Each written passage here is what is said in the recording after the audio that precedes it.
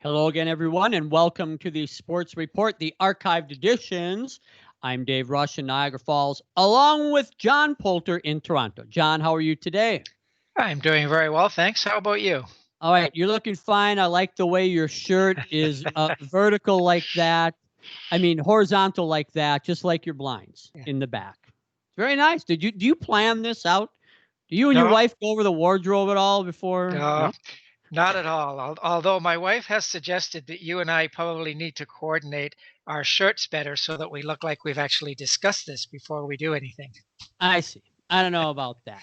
Okay, well, today we're going to talk about the career of Hall of Fame contributor Ron Wolf. And a contributor is somebody who's not a player in the Hall of Fame, John, as you probably know. These guys are like GMs, not a player or coach. Guys like Bill Polian, Eddie DeBartolo, Jerry Jones, Bobby Beathard. These are guys who have been inducted into the Hall of Fame as contributors. And Ron Wolf is in the Hall of Fame as a contributor.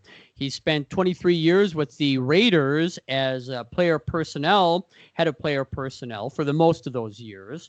A little bit in Tampa Bay, a little bit with the Jets, and 9 really productive years with the Green Bay Packers, bringing them from a also-ran franchise to one of the prominent franchises and winningest franchises in the last 30 years in pro football. This category just came up in 2015, John. So it hasn't been long that they've had this category in the Hall of Fame. And this gave them the ability to increase the number of inductees each year to up to 8. It always varies, right? So, and then, the Packer Ring of Honor, right?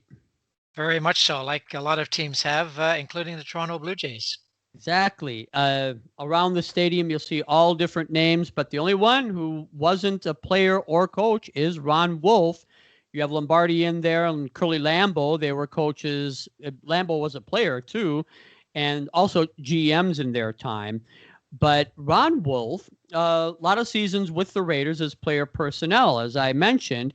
And in his years with the Raiders, he was credited with bringing in such talented people as Matt Millen, and this is in their second run. The Raiders had 2 Super Bowl runs. Howie Long, Matt Millen, Marcus Allen, those guys when they won in '83, and then before they won in '76 with Art Shell, Gene Upshaw, Ken Stabler, Jack Tatum.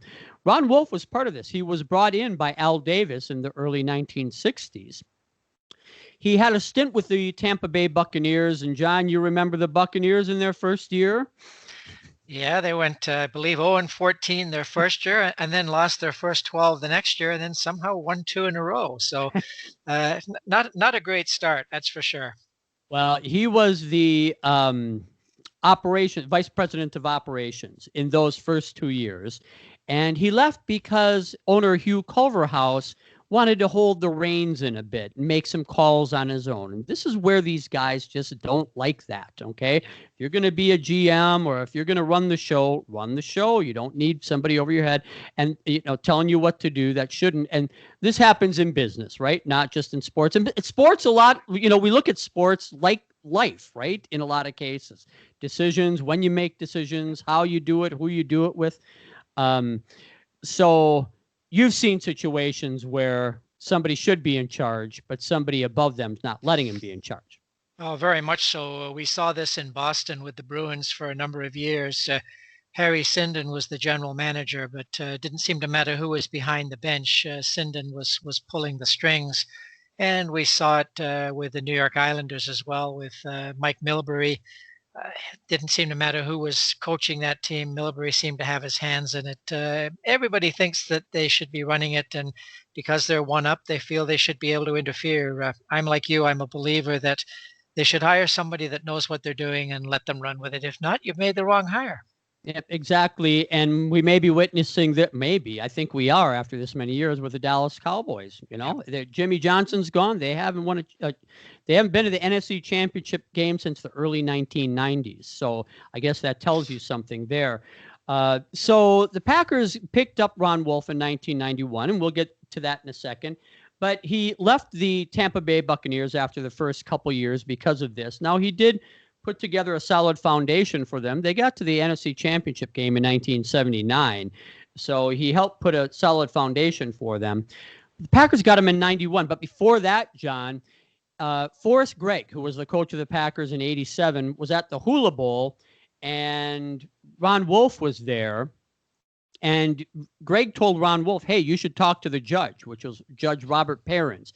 He was the person that was in charge of the Packers at that time. And the Packers were looking, board of directors, head of the board of directors, were looking for, a general manager. And Wolf went to interview with Perrins, and he said, well, can I get extra tickets? And Perrins, no. Do I get to fly first class? No. These types of small things. And Ron Wolf knew just from the answers from those things that it was going to be a ticky-tack situation. He wasn't going to be in charge, and he didn't want to be involved. Bob Harlan, who was the assistant to Perrins at that time, said was going to take him to the airport and said, you want to go get lunch first? And he said, no, just get me out of town. And if you've been to Green Bay, I'm kind of from up there, so I guess I can say it. Sometimes it's all right to leave, Green Bay. Anyway, so they didn't get him at that time. They hired Tom Bratz. They had a couple years there. They did have one 10-6 season with Don Mikowski, as we talked about before, but it was still a losing endeavor. And in 1991, by this time, Bob Harlan was the president of the Packers, and he made the move to get Ron Wolf. He was the one that he wanted. But the year before, Wolf was a player personnel guy for the Jets, which they're just 17 months. And at that time, he went to the East-West game with their general manager at the time, Dick Steinberg, and they saw a guy named Brett Favre. That he thought that Favre was the best player in the draft. The Jets didn't have a number one pick. They tried to move up and get Favre with New York in 1991, but the Falcons took him with the 33rd pick, 33rd, right? And then the Jets couldn't get him, so on the 34th pick, they got Browning Nagel, who turned out to kind of be a bomb at quarterback. So he was trying to get Favre when he was with the Jets. When he got to the Packers, the first thing that Ron Wolf did was to trade with the Atlanta Falcons for Brett Favre. And John, I don't know if you know the story of Favre in Atlanta, but he would fall asleep in meetings and go out the whole night before. And like a lot of young guys, maybe not you seem to be a conscientious guy, but a lot of young guys in their early 20s just wasn't taking things as seriously, right? That happens with young guys. Yeah, it does, unfortunately. I guess with Favre, though, the temptations in it, with all due respect to Green Bay, I suspect the temptations in Atlanta were a lot greater than they were in Green Bay. So that may have been a part of it as well. Plus the opportunity to become a number one quarterback. Maybe he grew up very quickly knowing that he had the opportunity, and he had to seize that opportunity. That's true. But when he came in, they still had Don Mikowski, who was a popular player, productive, injury prone. But first two games, Mikowski started, and then he got injured in the second game. They played the Bengals, and Favre threw a touchdown pass to win the game, and that was it. Now he was in there, and Favre, of course, became the legend that he is. So Ron Wolf also, before that, of course, gets Mike Holmgren as his head coach. And that worked out really well because from the Holmgren tree, you had the Andy Reeds, the John Grudens, who are still coaching right now, Steve Mariucci, several others that have coached in the league, Dick Duran. So Wolf really knew what he was doing in this aspect, getting Holmgren. Then they got Favre.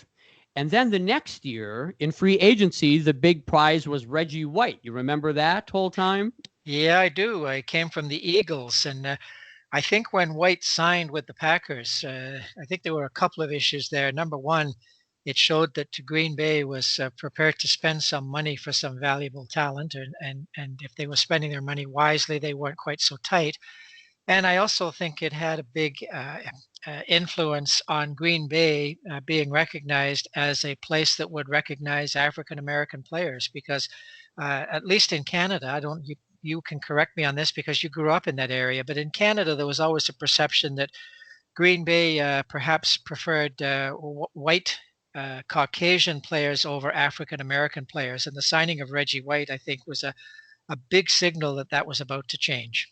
Yeah, I don't know about that, but possibly just the population up there just being, there was no minorities when I grew up, in the area.